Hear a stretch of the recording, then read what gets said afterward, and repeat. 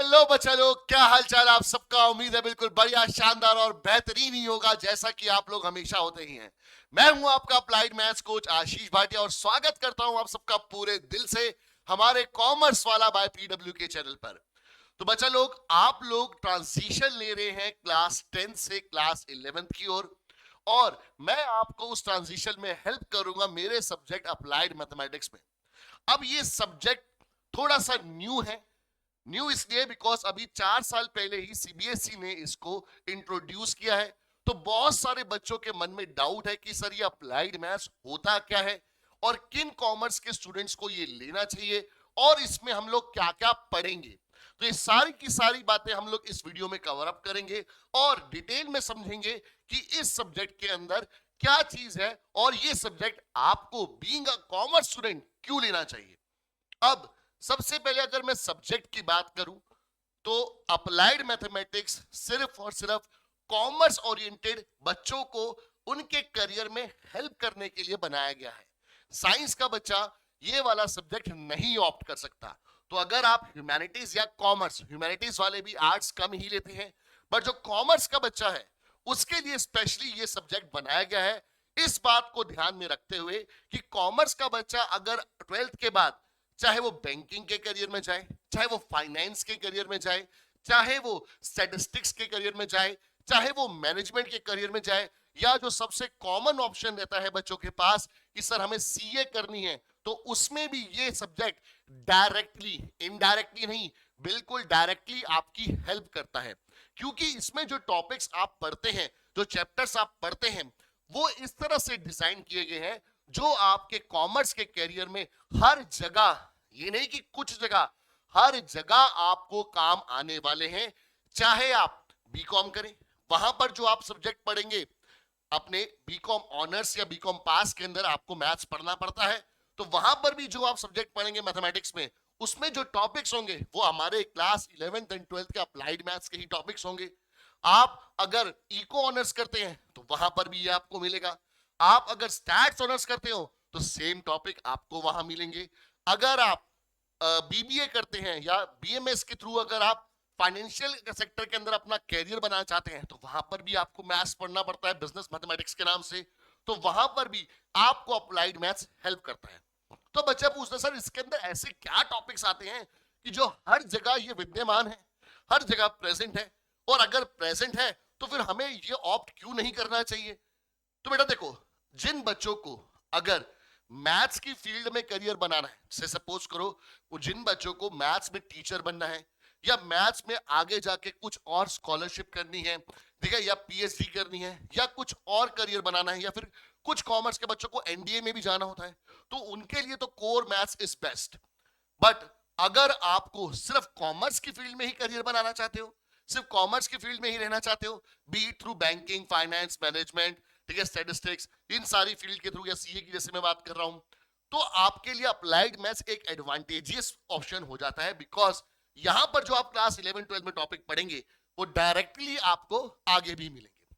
तो अगर मैं बात करूं कि हम इसमें सर ऐसा क्या पढ़ते हैं, और बेटा एक चीज और, सिर्फ कॉमर्स में तो हेल्प करता ही करता है, साथ में जो बहुत सारे कॉम्पिटेटिव एग्जामिनेशन होते हैं उसके अंदर जो कुछ कॉमन पोर्शन आता है जिसके अंदर हम क्वांटिटेटिव एप्टीट्यूड की बात करते हैं, चाहे वो सीयूटी का जनरल टेस्ट हो जाए या फिर वो एमबीए के लिए जो हमारे पास कैट का एग्जाम होता है उसमें जो एंट्रेंस टेस्ट हो जाते हैं, या जो SSC government exam, bank exam के अंदर रीजनिंग और क्वांटिटेटिव एप्टीट्यूड वाला पार्ट होता है, तो वो भी कुछ टॉपिक्स हमारा ये सब्जेक्ट जो है वो कवर करता है।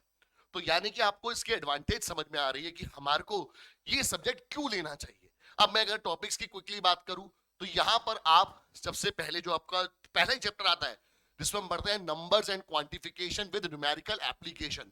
तो यहां पर बहुत सारे टॉपिक हैं, जैसे एवरेजेस, आपको पता है हर एक क्वांटिटेटिव एप्टीट्यूड एग्जामिनेशन का पार्ट होता है एवरेजेस का टॉपिक, फिर टाइम एंड स्पीड, फिर टाइम एंड वर्क, फिर कैलेंडर। कैलेंडर मतलब कि आपको एक तारीख बता दी जाएगी, बताइए इस दिन कौन सा दिन है, तो वो आप डायरेक्ट कैलकुलेशन करके इसमें आप सीख सकते हो। ठीक है, रेसेस एंड गेम्स का टॉपिक, पाइप्स एंड सिस्टम का टॉपिक, एलिगेशन एंड मिक्सचर का टॉपिक, ये तो अभी सिर्फ मैंने पहले चैप्टर की ही बात करी है। फिर आपको यहां पर मौका मिलता है फाइनेंशियल मैथ्स को पढ़ने का। हाँ जी, financial maths, GST, income tax, annuity, compound interest, perpetuity, sinking fund, EMI. सबसे पहले तो भाई ईएमआई में देखो कितनी मजेदार चीज आपको सीखने को मिलती है। जनरली आप खुद अपने फ्रेंड से या घर पे पूछ के देखना कि ईएमआई की फुल फॉर्म क्या होती है। तो बहुत सारे लोगों को लगता है कि EMI means easy monthly instalment. Because कभी भी आप किसी शॉप या मॉल में परचेसिंग के लिए जाते हैं जहां पर आप ईएमआई का सहारा लेते हैं, तो वहां पर बड़ा बड़ा यही लिखा होता है, इजी मंथली इंस्टॉलमेंट। बट वो इजी मंथली इंस्टॉलमेंट नहीं होता, वो होता है इक्वेटेड मंथली इंस्टॉलमेंट। तो ये सारी चीजें आपको डिटेल में पढ़ने को मिलता है, कैसे ईएमआई कैलकुलेट होती है और कितना कंपोनेंट आपका इंटरेस्ट में जाता है, कितना कंपोनेंट आपका एज अ प्रिंसिपल पे होता है। फिर इनकम टैक्स कैसे कैलकुलेट होता है, जीएसटी कैसे कैलकुलेट होता है। जब जीएसटी कैलकुलेट होता है तो सेंट्रल गवर्नमेंट और स्टेट गवर्नमेंट को कितना कितना हिस्सा जाता है।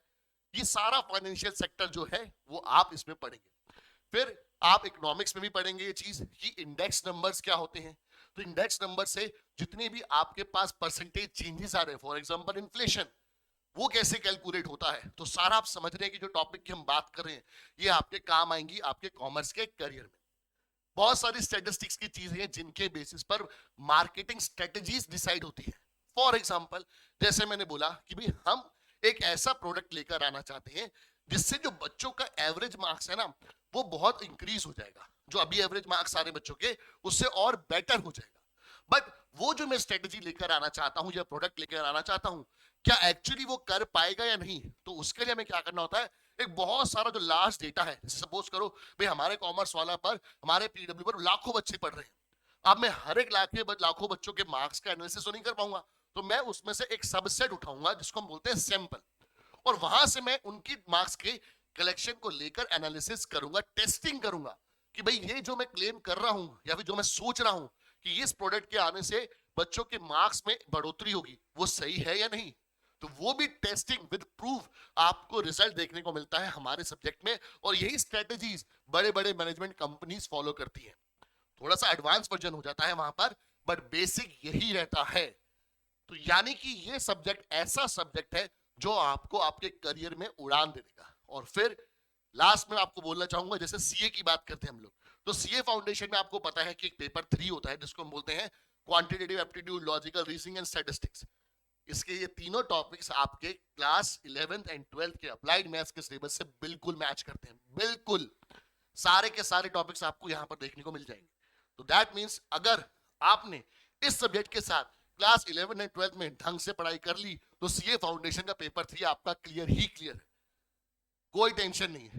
तो यानी कि साइंस वाले बच्चों की तरह जब वो 11th और 12th से ही अपनी आईआईटी जेईई की तैयारी शुरू कर देते हैं, आप लोग भी इस सब्जेक्ट के through class 11th and 12th से ही अपने सीए की जर्नी स्टार्ट कर दोगे।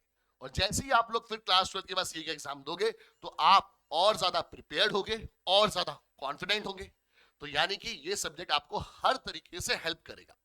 अब फिर बच्चों का डाउट आता है कि सर मेरे पास क्लास 10th में बेसिक मैथ्स था, ठीक है, स्टैंडर्ड नहीं था, तो क्या मैं अप्लाइड मैथ्स ले सकता हूं। यस, अगर आपके पास क्लास 10th में बेसिक मैथ्स था तो आप कोर मैथ्स तो नहीं ले सकते, but yes you can opt for applied maths. फिर दूसरा डाउट आता है कि सर मुझे ना मैथ्स नहीं लेनी, मुझे कॉमर्स विदाउट मैथ्स करना है, बट मैं सीए करना चाहता हूं। तो बेटा जब आप हमारे चैनल पर आएंगे, जब हमारे बैचेस में आएंगे आप, तो आपको सारे सब्जेक्ट्स की ऑफरिंग है वहां पर, है ना। तो अगर आपके पास मैथ्स है नहीं तब भी कोई दिक्कत नहीं, अप्लाइड मैथ्स के लेक्चर देखिए, क्योंकि उस ड्यूरेशन में, उस टाइम स्लॉट में आपका कोई और लेक्चर तो होगा नहीं, हमारा ही लेक्चर चल रहा होगा। तो आप अप्लाइड मैथ्स के लेक्चर देखिए, उन टॉपिक्स पर ज्यादा फोकस करिए जो डायरेक्टली सीए में आ रहे हैं, और जो सीए में नहीं आ रहे हैं आप उनको स्किप कर सकते हैं। तो दैट मींस आपकी जो सीए की प्रिपरेशन है तब भी अभी से ही स्टार्ट हो जाएगी, आप तब भी दूसरों से बहुत आगे रहेंगे। देखो कॉम्पिटिटिव एग्जामिनेशन क्रैक करने का सबसे ब्रेकिंग जो बेसिक रूल है या फिर जो सबसे ब्रेकिंग रूल है वो यही है कि दूसरों से कैसे बेटर होना है। तो अभी से आप तैयारी करेंगे तो दूसरों से और आगे निकलते जाएंगे और फिर आपके सिलेक्शन को कोई भी नहीं रोक पाएगा, ठीक है। फिर एक बच्चों का कॉमन डाउट यह आता है कि सर हमने अप्लाइड मैथ्स तो लेनी है बट हमारा स्कूल ऑफर नहीं कर रहा, तो उसके लिए भी बेटा सीबीएसई एडिशनल सब्जेक्ट का ऑप्शन देता है। तो अगर आपके स्कूल में अप्लाइड मैथ्स नहीं है तो आप कॉमर्स विदाउट मैथ्स लेके भी अप्लाइड मैथ्स को as an additional subject opt कर सकते हैं, ताकि आपके पास जो पॉसिबिलिटी है भाई कल को आपका कोई भी रास्ता रुके ना, आपके पास कोई भी करियर चूज करने के लिए लिमिटेशन ना रहे। तो इसलिए अप्लाइड मैथ्स ऑप्ट जरूर कीजिए, क्योंकि कई कोर्सेज ऐसे हैं जहां पर मैथ्स नेसेसरी होता है। तो अगर आपको कोर मैथ्स से डर लगता है, आपको ट्रिगो से डर लगता है, आपको वेक्टर 3D से डर लगता है, तो आप अप्लाइड मैथ्स लीजिए। आपके लिए मार्क्स को स्कोर करना भी एक एडवांटेज ऑप्शन में आ जाता है, चाहे वो सीए की बात करूं या क्लास 11-12 की बात करूं। और आपको एक नई उड़ान मिलती है कॉमर्स में अपने करियर को शुरू से ही ऊपर रखने की। तो ये बेटा हमारे सब्जेक्ट में आपको मिलेगा, हमारे अप्लाइड मैथ्स के सब्जेक्ट से आपको एक नई करियर की उड़ान मिलेगी। तो आप सबका इंतजार रहेगा हमारे बैचेस में। जल्दी मिलेंगे और अप्लाइड मैथ्स की क्लासेस को शुरू करके आपको एक कॉन्फिडेंस दिलाएंगे कि यस, कि अब तक जो हम मैथ्स पढ़ रहे थे उसका तो नहीं पता, बट ये मैथ्स हमारी कॉमर्स करियर में जरूर हेल्प करेगा। तो मिलते हैं बच्चे लोग अपनी क्लासेस में। नमस्ते, राधे राधे सभी को।